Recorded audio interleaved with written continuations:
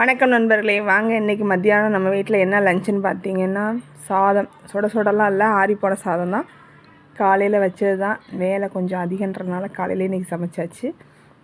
அதுக்கப்புறம் பார்த்திங்கன்னா சாம்பார், முருங்கைக்காய் போட்டு இன்றைக்கி புரட்டாசி ஒன்றுங்கிறனால இன்றைக்கி புதன்கிழமை சாம்பார் வச்சாச்சு.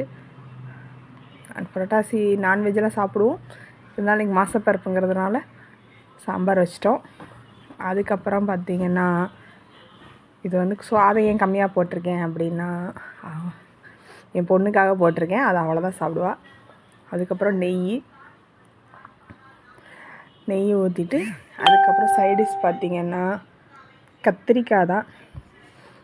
இந்த வெயிலுக்கு வந்து அடிக்கடி நம்ம கத்திரிக்காய் சேர்க்குறது நல்லது. வெயிலும் மழையும் கலந்து வர்றதுனால கத்திரிக்காய் வந்து நல்லா எதிர்ப்பு சக்தி கொடுக்கும். அதனால் கத்திரிக்காய் எடுத்து வச்சுக்கலாம். கத்திரிக்காய் வந்து இது லைட்டாக புளி ஊற்றி தக்காளி எல்லாம் போட்டு தேங்காய் போட்டு ஒரு கத்திரிக்காய் பொரியல். அதுக்கப்புறம் சைடிஷ் பார்த்திங்கன்னா சிப்ஸு, அப்புறம் ஊறுகாய், தயிர். இதான் இன்றைக்கி நம்ம வீட்டில் லஞ்சு. உங்கள் வீட்டில் என்ன லஞ்சுங்கிறத கமெண்ட்டில் சொல்லுங்கள்.